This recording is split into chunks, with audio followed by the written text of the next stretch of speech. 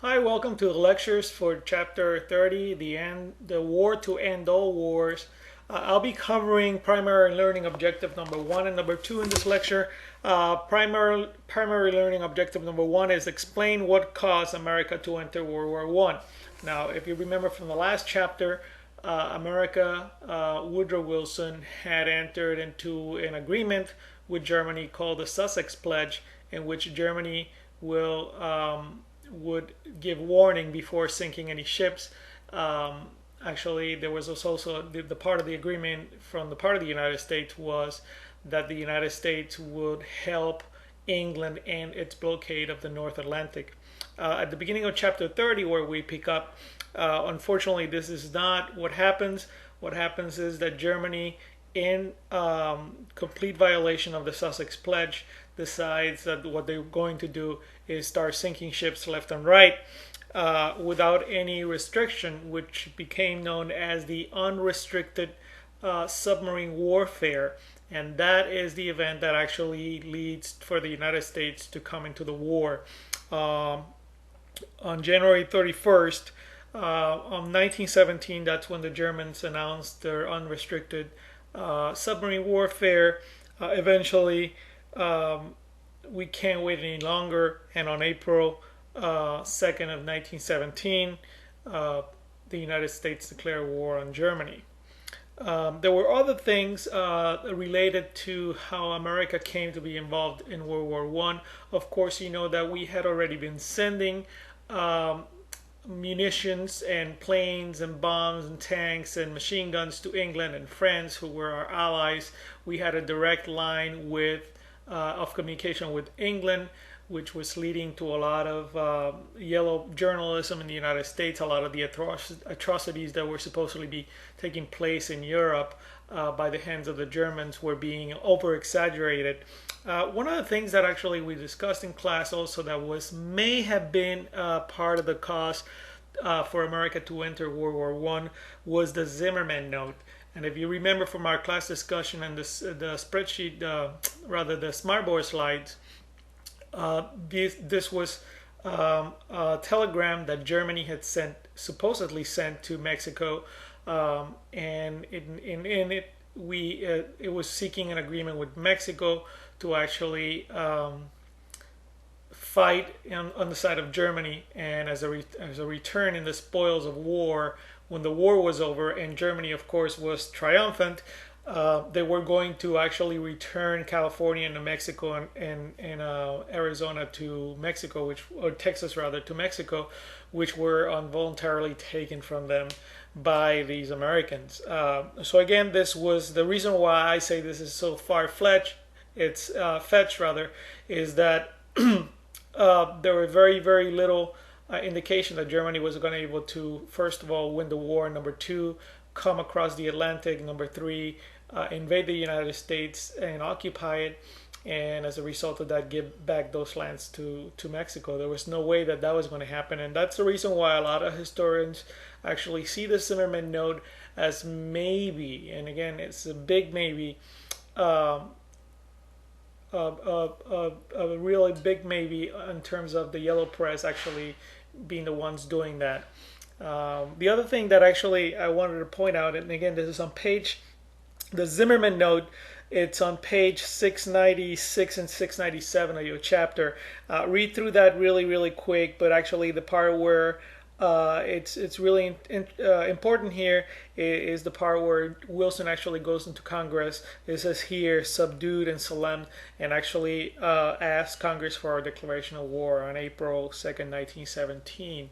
And again, that section will answer primary learning objective number 1. Primary learning objective number 2, describe how Wilsonian idealism turned the war into an ideological crusade that inspired fervor and overwhelmed dissent.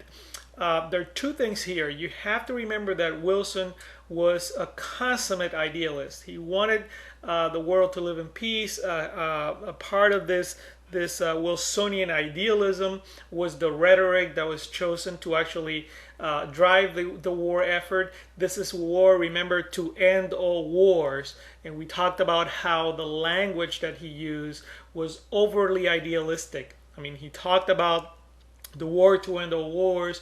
He also talked about making the world safe for democracy. A lot of really high-pitched rhetoric that is going to have an effect on the people. People are going to listen to this message from the president, and they're going to get, like the example that I gave you. Here's a young man trying to find something worthwhile to do with their lives, and they're going to hear this message of the war to end all wars. They're going to think, well, sign me up, because this is something that's going to help me achieve something in life. The other thing that they did in order to make it a idealistic crusade, it's on page 699, this idea of the Committee on Public Information with George Creel manipulating the information in order to get all the support, right? It was basically and most blatantly propaganda that they were using to manipulate the emotions of the crowds of people in the United States in order to get support for the war. So again, that whole section there on Creel and the Committee of Public Information, it's really, really important. The songs that they chose, the posters, the propaganda, the booklets, the film, how celebrities actually jump into it, that's all part of that. How they actually stifle the dissent is the part that actually follows there on 699. Remember that there were a lot of people that had come from Europe, from Eastern Europe, that were deemed anarchists and communists and socialists, and a lot of these people actually were historically were actually thrown into prison. Actually, there were two laws that were passed, acts that were passed by Congress that are really important in terms of stifling the dissent. Was again on page 700 here, the Espionage Act of 1917 and the Sedition Act of 1918 reflected current fears about Germans and anti-war Americans. Anti-war Americans, again, were these socialists and these communists and these anarchists. You have to keep in mind the socialist leader in America was Eugene V. Debs, and he was convicted under the Espionage Act of 1918 and sentenced to 10 years in federal prison. Again, this was a very unfortunate and very, very nasty part of the war itself, the effect that it had on society. So on one hand, actually, they were really getting the people to support the war. On the other hand, they were trying to stifle the people that were against the war and were trying to get out a message for the war. So there was again this effort by the government to inspire confidence and support for the war, and at the same time enabling these two acts, the Espionage Act and the Sedition Act,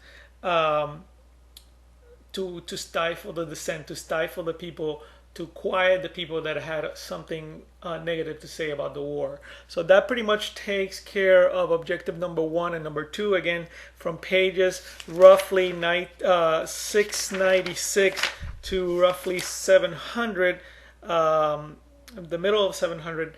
It's where you'll find most of that information. Again, I've covered most of it. Most of it is on the slides too, so you might be safe in doing that. Thank you very much. And I'll come back on the next lecture for the other PLOs.